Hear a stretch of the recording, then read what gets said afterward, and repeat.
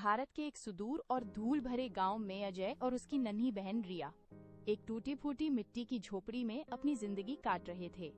सूरज उगने से बहुत पहले जब पूरी दुनिया सोई होती थी, अजय खेतों में भारी बोरियां ढोता था। उसकी पीठ पर लदा हर किलो वजन रिया की दवा के लिए बचाई गई एक एक कौड़ी की उम्मीद था। लेकिन गांव का दबंग राजा एक साए की तरह उसका पीछा करता। वो अक्सर अजय को बीच रास्ते में रोकता, उसकी मेहनत की कमाई छीन लेता और उसे बेरहमी से जमीन पर पटक देता। राजा पूरी भीड़ के सामने चिल्लाता, ओपन कॉर्नर ब्रैकेट, तुम्हारी बहन कभी ठीक नहीं होगी, तुम जैसे गरीबों का नसीब सिर्फ तड़पना है। अजय चुपचाप धूल झाड़ कर खड़ा हो जाता, उसकी मुट्ठियां भीग जाती और आंखों में आंसू की जगह अंगारे दहकने लगते। एक मनहूस शाम अजय अपनी पूरी जमा पूंजी लेकर घर की ओर भागा, लेकिन राजा ने उसे फिर घेर लिया। उसने अजय को लहूलुहान कर दिया और रिया की जिंदगी के आखिरी पैसे छीन लिए। जब अजय घर पहुंचा तो रिया बेसुध थी। उसने अजय का हाथ पकड़ा, एक आखिरी ठंडी सांस ली और उसकी आंखें हमेशा के लिए बंद हो गईं। उस काली रात अजय ने रिया के ठंडे शरीर को सीने से लगाकर कसम खाई कि वो अब कभी किसी के सामने घुटने नहीं टेकेगा।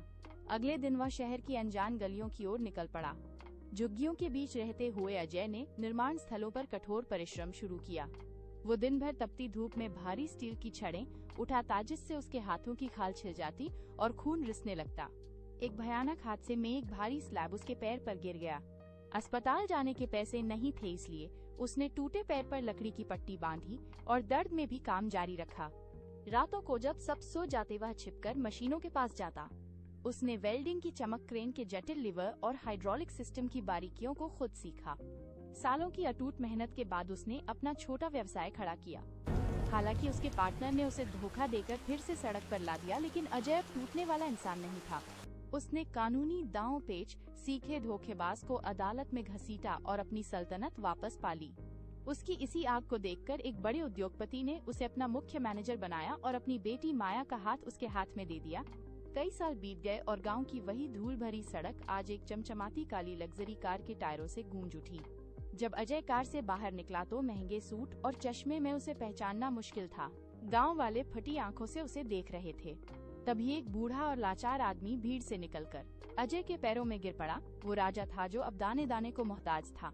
वो अजय से नौकरी की भीख मांगने लगा। अजय ने अपनी सुरक्षा टीम को एक ठंडा इशारा किया और राजा को उसी धूल में पटक दिया गया जहां कभी अजय को पटका जाता था। अजय की आंखों में अब नफरत नहीं थी, बल्कि एक गहरी और डरावनी शांति थी। उसने राजा की ओर एक सिक्का फेंका, जैसे किसी तुच्छ वस्तु को दान दिया जाता है। उसने एक शब्द भी नहीं कहा और अपनी कार में बैठ गया। माया ने उसका हाथ थाम लिया, जो उसके संघर्ष की गवाह थी।